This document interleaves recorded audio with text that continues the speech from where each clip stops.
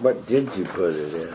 Nothing. I just typed it in. I included the URL, the quote, underneath. Oh.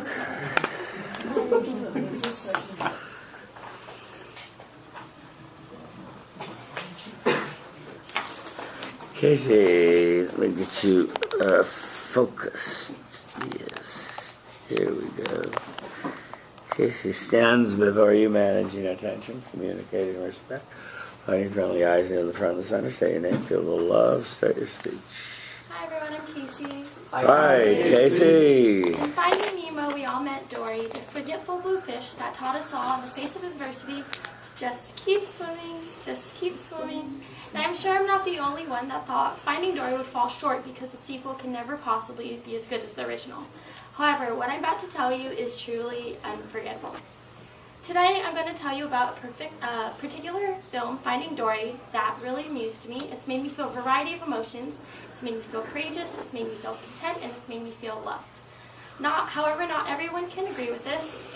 David Einstein, in the New York Magazine, a movie critic, said, "Is Finding Dory better than Finding Nemo? Clearly not. It's not as original, not as deep." With this, I could not disagree more. I not only feel that Finding Dory is a successful sequel to Finding Nemo, I feel that it's a successful story in itself. In order to prove this to you, let me first tell you how it's made me feel courageous. Well into the film, Finding Dory, played by Ellen DeGeneres, Dory is given directions to go into the pipes to go to an exhibit where she can potentially find her parents. When she's given the directions, she immediately doubts herself, feeling that she will not remember the directions given to her and she'll get lost. She doubts herself, and this made me think of a time where I have personally doubted myself. Little Casey in elementary school, up until the end of second grade, I was the biggest crybaby, and whenever my mom dropped me off to school, I would cry hysterically, and I would be a big disruption to the class. It got so bad that my mom and my teacher had to sit me down and tell me that I had to be a big girl, and I could not let my mom stay with me in class anymore. Hearing this as a second grader was completely devastating. I didn't want to be at school alone. I didn't want to make friends. I just wanted to stay with my mom.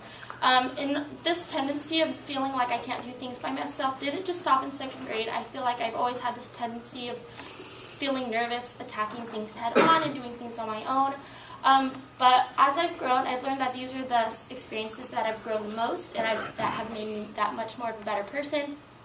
And Dory just reaffirms this lesson that we are much more capable than we can ever imagine ourselves to be, and that we shouldn't let our fears hinder us from doing what we're actually capable of. Now that I've told you how it's made me feel courageous in myself, I will now tell you how it's made me feel content. It's made me feel content because throughout the entire film, Dory handles her short-term memory loss in a particular way.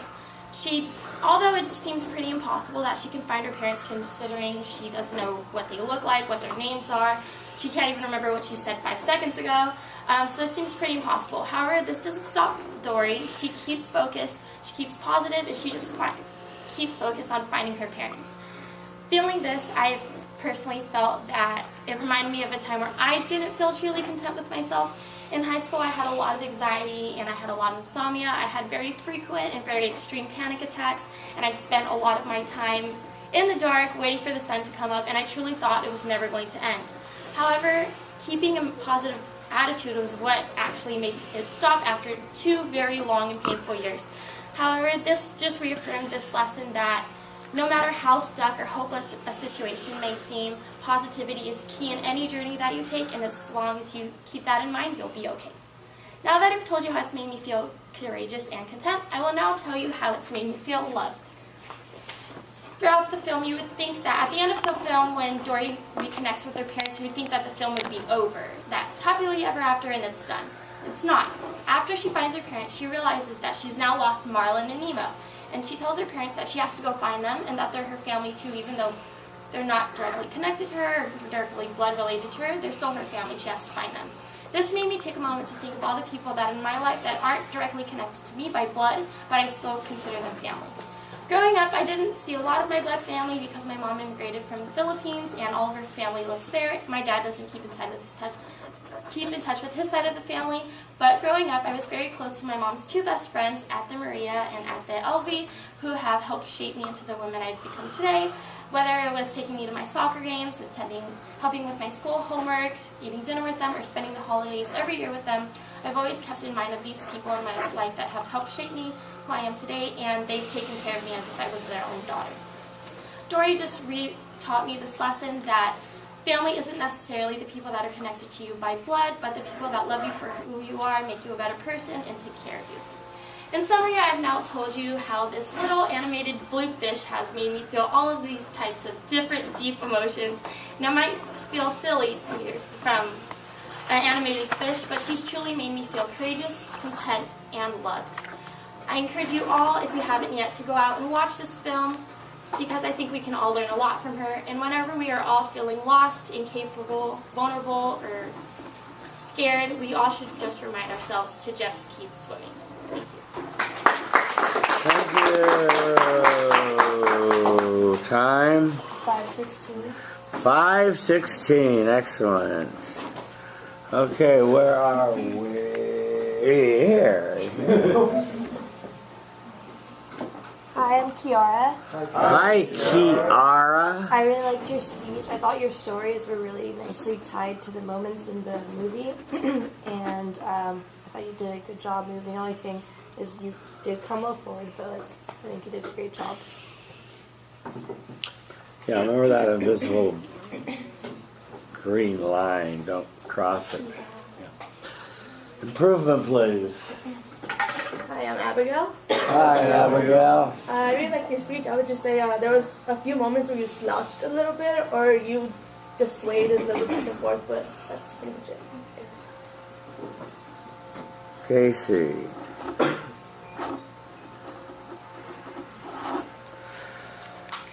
Just keep swimming, just keep swimming. It's great advice, you know. Just keep it going, you know. When things get rough, just keep it going, keep it swimming, yeah. And you repeated it at the end, so you clearly understand the concept of the tie back, so I'm pleased with that. You did Finding Dory, and you decided to talk about feeling courageous, content, and loved. Although you sort of in an after way in your transition return to the emotion, I would have liked a more immediate return to it at the end, and then a transition to a double whammy on the emotion, so we get it even better. David Edelstein of the New York Magazine had a kind of a negative, it's not that original. And you said you couldn't disagree more, so I liked that, and you explained why. And then you went on to talk about feeling strong. And I thought your best story about feeling strong was just how you went from a very needy and crying child to learning how to be separate and to be strong, and learning that transition is why I felt strong, is what I wanted to hear you say. But besides learning to feel strong, the movie made me feel content. On Dory's short-term memory loss, it was short and sweet in your summary of it. You could have cut one sentence there.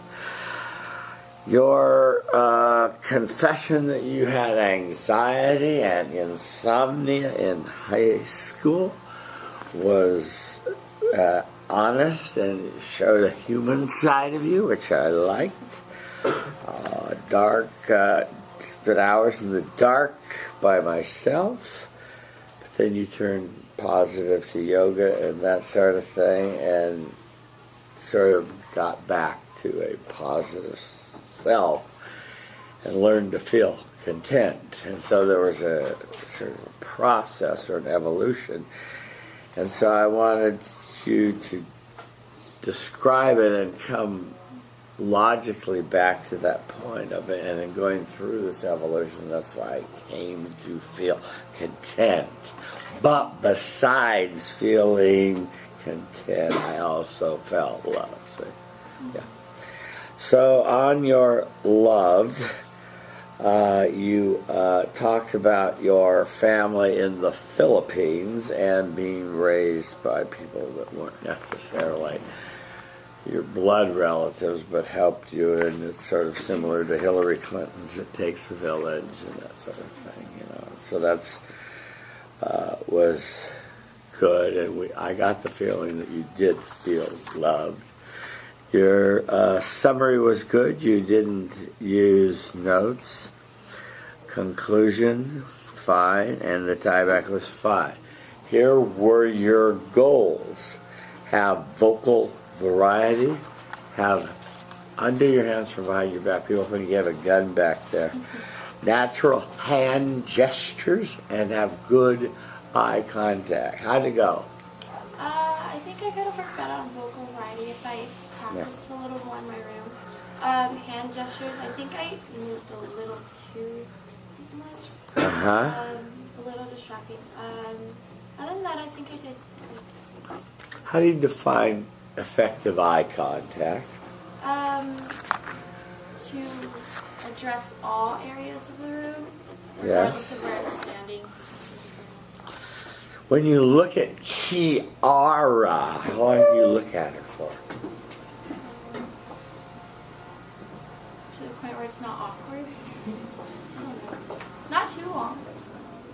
How long? In seconds? 3. Good. 3 to 5 seconds is what the communication scholars say is the optimal time to look at a person. After that, it starts to become creepy. Between that 3 to 5 seconds, you make good contact. They know you're connecting. Then you move on. Shorter than 3 seconds, you don't really get a good connection. Looking over and just sort of looking at the masses like an actor does and looking at the back wall is not it. You don't just look in the direction of the group. You pick Alan out, you know, that sort of thing. Yeah. Okay, well, you did a good job, Casey. Just work on a few of these little details, and life will be beautiful. Thank you.